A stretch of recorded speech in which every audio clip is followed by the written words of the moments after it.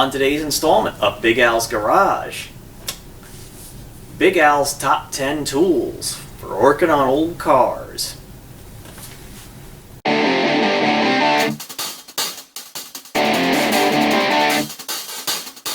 How y'all doing, and welcome to another installment of Big Al's Garage.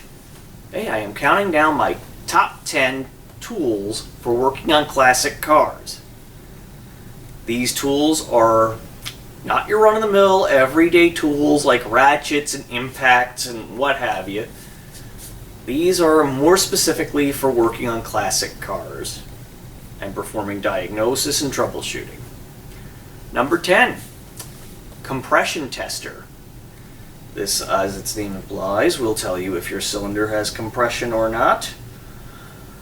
I did a video demonstrating the use of one of these when we were trying to diagnose what was wrong with this beast. You can pick one up for about 20 bucks on Amazon or at Harbor Freight or Walmart. Essential part of any classic car mechanic's toolbox. Number 9, spark tester. Post on any classic car repair forum and say something like, well, it won't start, or yada yada. And $2 will get you 10, they'll ask, well, do you have spark? This is how you know. You plug this in line between a spark plug and the distributor.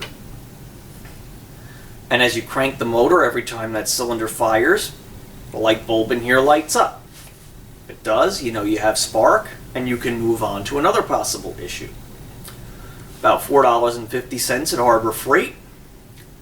Inexpensive, essential tool to have in your classic car toolbox. Number 8, handheld tachometer and dwell meter. Tachometer obviously tells you how fast the engine is running.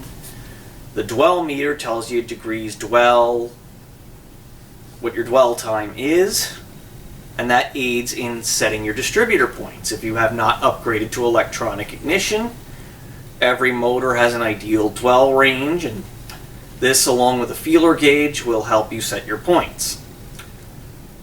I picked this one up, my father picked this one up for me off of eBay. They still sell them new. Definitely a good thing to have in your tool chest. Alright, so that was what, number 8? Number 7 is a timing light. This is obviously, as the name implies, for setting your ignition timing. These two terminals connect to your positive and negative battery terminal. This inductive clip clips over your number 1 spark plug wire. You push this trigger, which activates the strobe light every time the number 1 cylinder fires. You point it right at your harmonic balancer, and the flashing of the strobe light will make the small notch on your balancer look as though it's standing still and allow you to adjust your timing. Very inexpensive on eBay. You can get better models elsewhere though. Definitely an essential part of your tool chest. Number 6, this is especially for Corvairs, for cars with multiple carburetors. A unison gauge that allows you to adjust and balance them properly.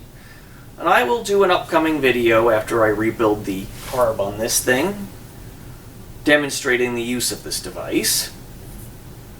They're not the most inexpensive tool in the world, but they are definitely essential to having a properly running Corvair. I'll get back into that later. Number 5, C-clamp. I know, this is sort of a run-of-the-mill tool, but Lord, have these things gotten me out of jams. They're good for holding things in place. They're good for seating brake calipers should you have disc brakes. Versatile, all-around handy tool to have. All right. Number 4 is a torque wrench.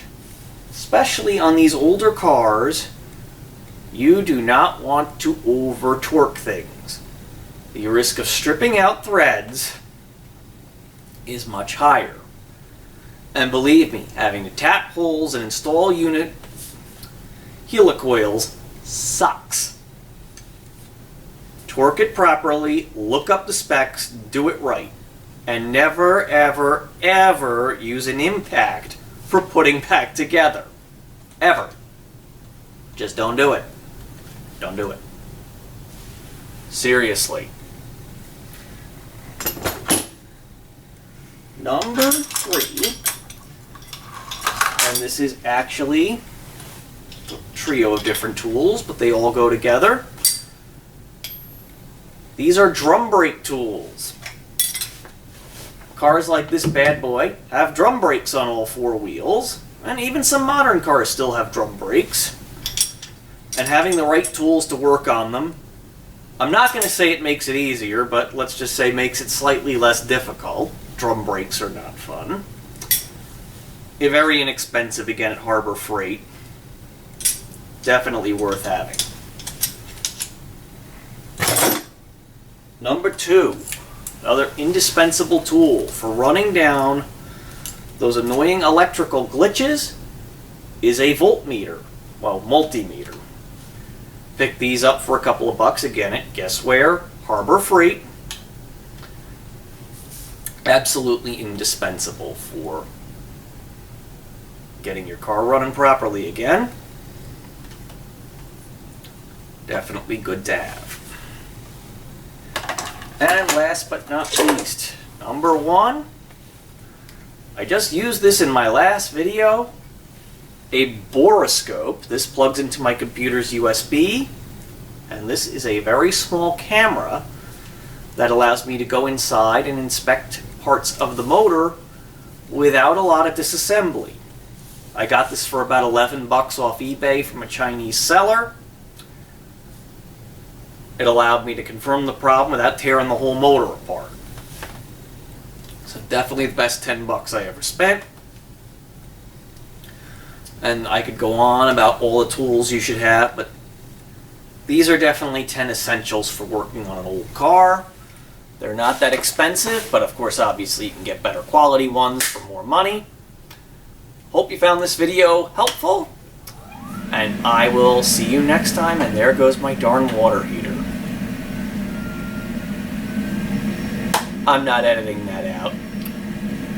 Hope you'll like, share, subscribe, and I'll catch you on the next video. Peace out.